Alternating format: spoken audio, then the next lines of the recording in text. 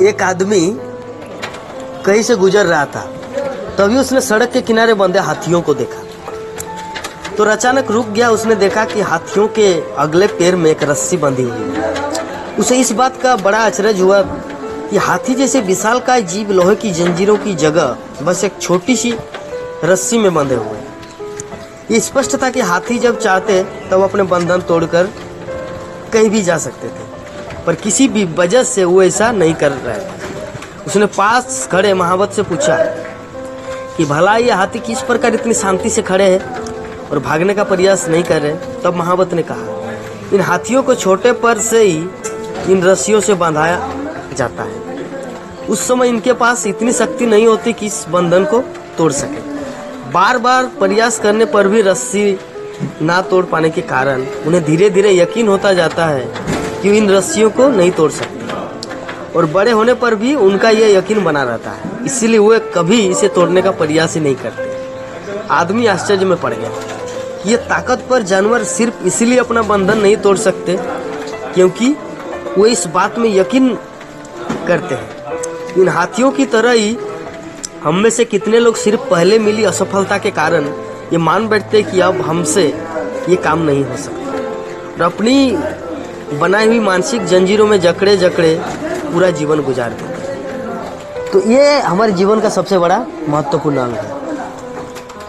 हमारे भक्ति जीवन में भी हम लोग बहुत सारे ऐसे भक्तों को देखते हैं जो बहुत सोचते कि मेरे द्वारा कुछ नहीं होगा, मैं तो सब एक बहुत ही नीच दास हूँ, मेरे पास कुछ क्वालिटी नहीं, मेरे पास कुछ गुण नहीं है कि मैं भगवान की सेवा कर सकूँ, भगवान की वाणी का प्रचार सारे विश्व में कर सकूँ।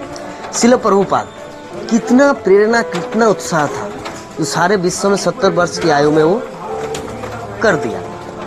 तो उसका वो संभव था क्योंकि उनका गुरुदेव के प्रति उनका इतना विश्वास था, श्रील भक्ति सिद्धांत सरस्वती ठाकुर के प्रति, कि गुरुदेव बोला मतलब गुरुदेव आदेश के साथ साथ शक्ति देता है। इसीलिए शिष्य को कभी नहीं सोचना चाहिए कि ये तो असंभव कार्य हम कैसे करेंगे। अरे नहीं, गुरुदेव साक्षात कृष्ण का प्रतिनिधि होता है। कृष्ण सर्वशक्तिमान है इस जगत का। तो अगर कृष्ण को चाहेंगे तो कोई क्या रुक सकता है? नहीं ना। उसी पर साक्षात गुरुदेव कौन है? कृष्ण का प्रतिनिधि, मतलब कृष्ण। तो कृष्ण आपको कुछ बोलेंगे करने के लिए, तो करने के लिए बोल रहे मतलब क्या? कृष्ण आपसे क्या खेलने के लिए, हंसी मजाक करने के लिए बोल रहे? कुछ शक्ति दे रहे कि हाँ आप करो।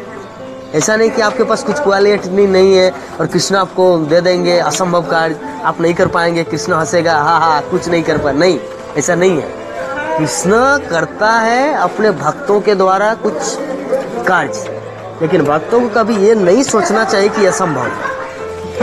श्रील प्रभुपाद कभी नहीं सोचा था कि असंभव है। वो सोचा था गुरुदेव बोला है, गुरुदेव साक्षात कृष्ण का प्रतिनिधि है, तब ये एकदम संभव होगा कि पृथ्वी में जितने सारे गांव और शहर है, पृथ्वी ता अच्छे जो तो नगर आदि ग्राम सर्वत्र प्रचार होइबे मोर नाम, जिसके कारण ही श्रील प्रभुपाद सारे जगत में कृष्ण भक्ति का प्रचार किया है। इस्कॉन के नाम से सारे विश्व में कृष्ण मंदिर है।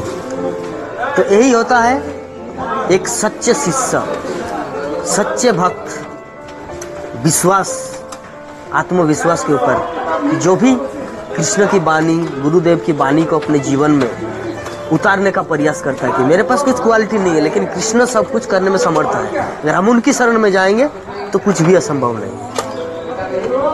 हरे कृष्ण। Thank you.